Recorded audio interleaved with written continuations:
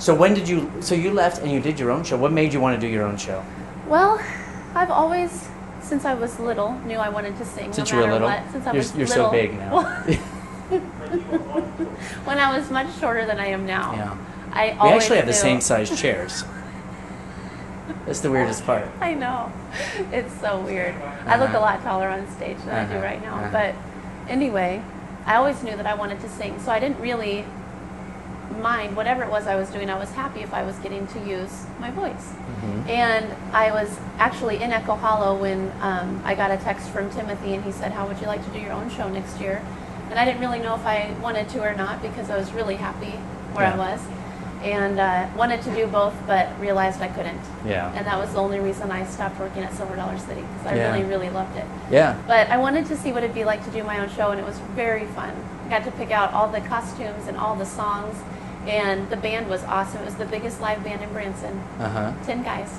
It was really cool. That is pretty big. It was very fun. Yeah, but what are the challenges of doing your own show? Because people say to me all the time, "Oh, you should do your own show." I'm like, you have to do everything. And I went out. I didn't even know that there were things that you went out to go and promote and bring people to your show. So you're at Denny's. So no Denny's, but all over town. The first year of my show, I literally sang at 3 shows every single day at each intermission to get people to learn about my show. Did they invite you, or did you just show up? I just showed up. You're at the Presley's. Worked it out with the sound. Working 9 to 5. No, it wasn't that. It was more Phantom of the Opera, things like that. But you're not invited. Right. You're just there. Like just in the a random person. Like, who is that? Yeah, who does she look like? Just walking. Yeah. The the first year was very tiring. Yeah. I was everywhere. I went all over town in one of my gowns to represent myself. Just like Tim did when they got started. And gave people little tiny angel food cakes for the Voice of an Angel show, just to, introduce myself and get to know people. And so I went all over Branson to every single hotel, taking them vouchers just to knocking come on see the the door. show. Please let me in.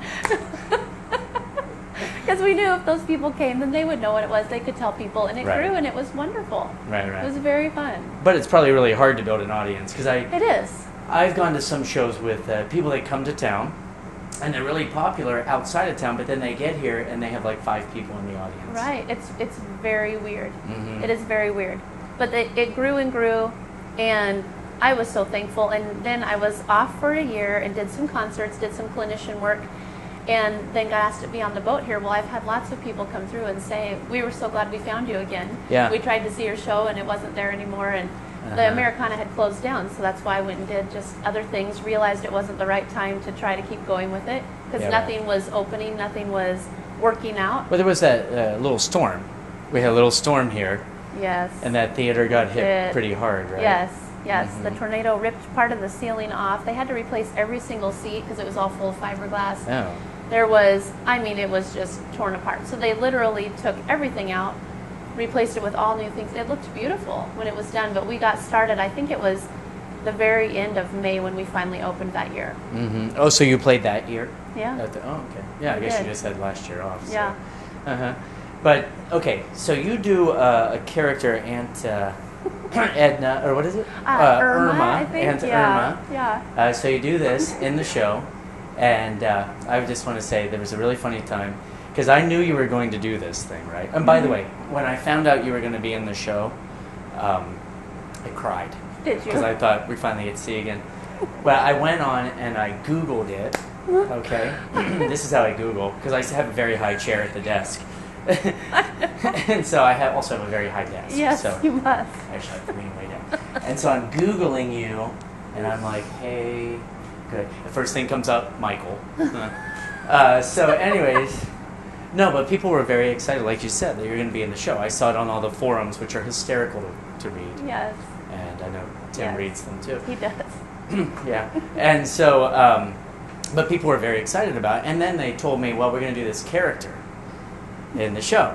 And we want you, because I hadn't seen it at all in character. Like I had seen you. You had not seen it. The very first day I did not. And they said, we want you to pretend like you're getting this woman out of the audience and she's a random person. James, you've seen Irma? Yeah, okay. So I'm supposed to pretend like she's a random person.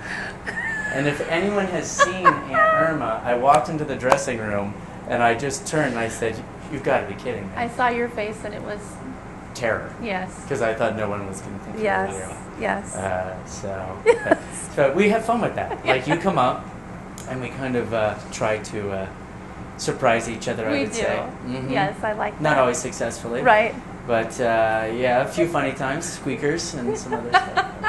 But you do that in the pre-show, and my favorite part is that people still don't know it's you, even though it's Right. on your DVD. Right. Mm-hmm. I just had a lady ask me that yesterday. She said, that lady was really funny. And I Uh-huh. said, thank you. She said, that was you?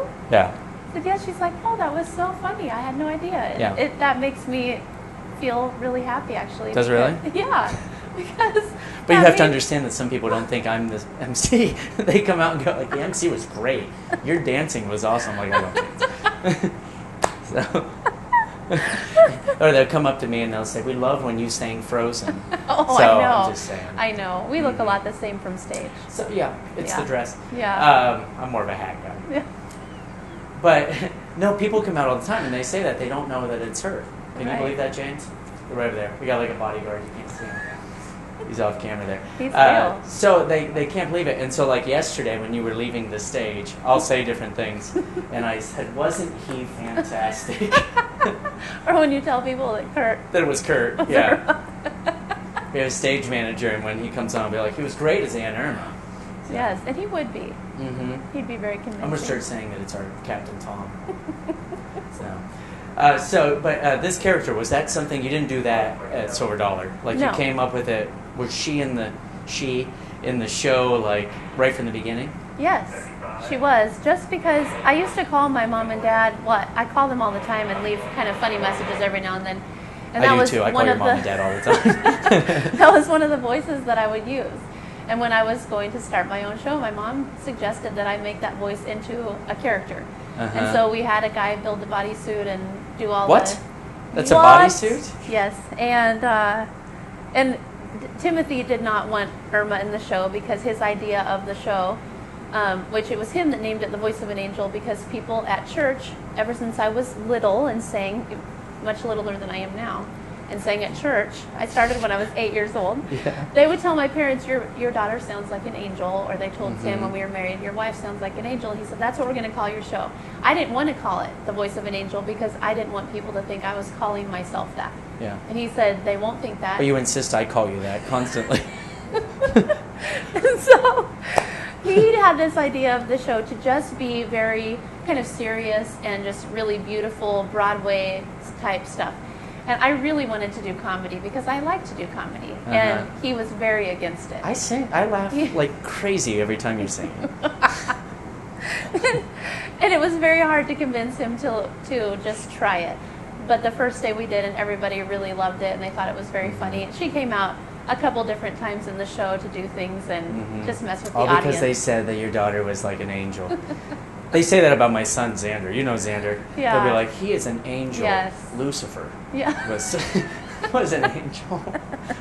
It's an angel, right? He is very sweet. Lucifer? No. What are you trying to say?